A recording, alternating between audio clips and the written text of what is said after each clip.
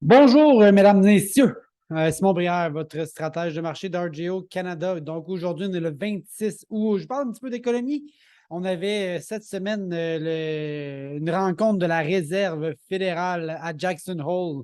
Des belles images. On avait ici là, le président de la Fed, Jerome Powell. Donc, on nous avertit hein, que le président de la Fed s'attend à voir un petit peu les gens et les entreprises souffrir à cause de l'inflation. Donc, on veut vraiment s'attaquer à l'inflation. De quelle manière? Bien, habituellement, en réduisant les masses monétaires, mais surtout en augmentant les taux d'intérêt, chose qu'ils ont commencé à faire, mais qui risquent de continuer. On a une réaction un peu négative, évidemment, du S&P 500 aujourd'hui, cette semaine.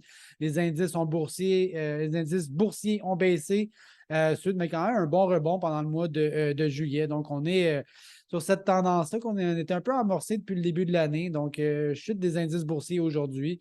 Dollar canadien également, un petit peu en baisse contre le US, 76-73 dans cette tendance baissière qui se fait quand même un peu en dents de scie, remarquez bien, mais on a une tendance baissière pour notre dollar canadien.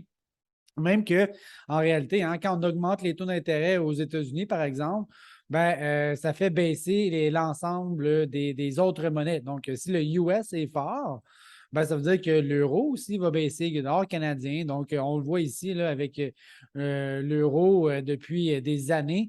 On est même en dessous de la parité. Donc, le dollar américain vaut plus cher que l'euro actuellement. Bon, fait divers. Bro Farmer Crop Tour, ça c'est important cette semaine. Ça a été la tournée des grandes cultures aux États-Unis. Et à chaque jour ici, là, on avait un petit peu d'informations. Règle générale, on avait toujours là, ici là, des indices de rendement beaucoup plus faibles que ce qu'on avait dans le rapport USDA. Donc ici, le Pro Farmer versus le USDA, ça a été des déceptions. Et là, ils sont arrivés avec leur évaluation. C'est un peu leur algorithme, leur poutite, leur recette secrète. Ce qu'on retient, 168,1 boisseaux à l'orgue pour le maïs, 51,7 pour le soya. 168, là, c'est beaucoup plus faible que le 175 de l'USDA. Donc, ici, le 175 de l'USDA. Fait que là, si on se met à jouer, OK, j'ai 89, quasiment 90 millions d'algues fois 7 boisseaux à l'orgue de moins. J'ai 700 millions de boisseaux. Il m'en restait 1,4. Oh my God, je tomberais peut-être à 700. Là, on peut juste jouer, je joue un peu de travers parce que je m'attends à ce que si la récolte elle est plus faible, que j'en consomme peut-être un petit peu moins. OK? Donc, ma consommation ici risque de baisser. Donc, est-ce qu'on va vraiment avoir des inventaires de fin à 700 ou en baissant la récolte et en baissant aussi la demande, ça va faire un peu une stabilisation avec une hausse des prix, évidemment. Donc, on est en train d'évaluer tout ça. Ce qu'on remarque, c'est que ça ici, c'est beaucoup plus faible que l'USDA. Donc, peut-être que la récolte est moins abondante. Et je dis ça sur toute réserve. Il ne faut pas partir en peur avec ça. On ne connaît pas l'avenir, mais ça a été des indications un peu positives pour les prix. Si je mets ça d'une certaine manière dans un graphique de cette manière-là, ici, le pourcentage, là, c'est ça ici. C'est ce que je veux dire. Là, enlève tes gribouillis, enlève ça. Ici, là, si je prends mes inventaires de fin à 1,4 milliard, disons, que je le divise par ma consommation totale de 14,5, bon, j'arrive avec à peu près un 10 OK? Bon, c'est ça ici, ça c'est mon ratio d'utilisation. Switch de page, c'est ce pourcentage-là. On se rend compte qu'on est dans un climat beaucoup plus de pénurie. Donc, un petit changement, hein, comme un rendement qui sera à 168, par exemple, un petit changement sur mes inventaires pourrait avoir une grande influence sur mes prix. Ça ici, là, c'est imaginez-vous une relation de couple. OK? Ici, là, c'est la lune de miel. Hein? Tout va bien. On dort quand on est fatigué, on mange quand on a faim, une petite coupe de vin, ça va bien. Il pourrait y avoir un tremblement de terre. Ton mood, je ne changerais pas, tu serais toujours souriant, tout va bien. Ici, là, c'est là que ça devient un peu plus funny.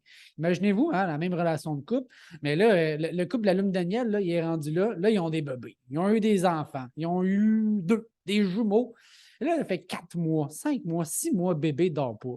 Là, tu n'arrives pas. OK? Là, tu es à fleur de peau. Tu es sur le bord. Là. Ça prendra pas grand-chose pour péter une coche. Je ne sais pas si j'ai bien expliqué ça, mais on est dans cette situation-là. Donc, on est très volatile, on est à fleur de peau, puis on a hâte que bébé fasse ses nuits. Mettons. Là, ça me rappelle 2020. 2020 avait quand même une augmentation. Là, je dis encore, là, faites attention, le gars de bourse, il a dit que ça va. Je ne sais pas. Mais ça me rappelle qu'au mois d'août, en 2020, ben, il y a eu de la météo, il y a eu des déceptions, il y a eu la Chine qui a acheté, les prix ont monté alors qu'on arrivait dans la récolte, un moment qui souvent les prix baissent. Cette année, je ne sais pas. Même chose ici là, pour le soya, 51,9. Est-ce qu'il va y avoir des changements? On est déjà dans un climat d'incertitude. 2020 aussi, ça avait monté. Je devrais faire attention. Là. Je ne vais pas penser nécessairement là, vous amener à des réflexions que le marché va s'opérer ici. En 2020, là, regardez, on partait quand même de loin. Là. On était à 3 piastres. On n'est pas à 3 piastres, on est déjà à 6,5 en ce moment. Fait relativisons la patente. La condition des récoltes, par exemple, cette année, là, 2022, n'a pas été bonne. Okay? Donc, elle a descendu beaucoup. Et là, je suis allé voir dans les bilans USDA qu'est-ce qui se passait. 2019, ça a été stable. 2018, 2020. Donc, en 2020, ça avait baissé. Entre le mois d'août et le mois de janvier, hop, le rendement avait baissé un petit peu. 2019, un petit peu. En 2020, ça avait baissé quand même beaucoup. Donc, ça ici, là, c'est cette baisse-là de 2020 qui a fait baisser les rendements. Tandis que là, on est déjà un peu plus faible. Donc, on se pose des questions. OK? On se questionne. Et pour le soya, bien là aussi, on avait eu des baisses cette année. Et je regarde un peu les différences qu'on a eues. Je pense que dans le cas du soya, on s'en tire un petit peu à date, là, moins de volatilité dans le cas du soya que du maïs. Bref, météo, un petit peu de précipitation, quoi qu'à ce point ici, trop peu, trop tard, ça ne changera plus grand-chose à mon avis. Les cartes de sécheresse se sont pas améliorées, se sont même détériorées un petit peu. On voit ici dans le dernier mois, il a manqué beaucoup de précipitation aux endroits. Et je pense que le Pro Farmer Crop Tour là, suggère justement ces endroits-là avec un rendement plus faible. Bon, on verra qu'est-ce qu'il y en a.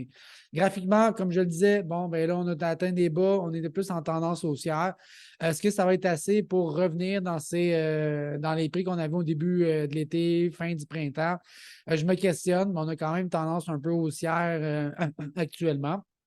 Même chose pour le soya. On est encore à l'intérieur des points qu'on a déjà visités dans les derniers mois. Donc, je pense que le marché est un petit peu plus positif, hein, de neutre à positif, disons, dans le maïs. Même chose pour le soya. Et quand ce qui est du blé, ben, on est vraiment revenu au niveau d'avant la guerre.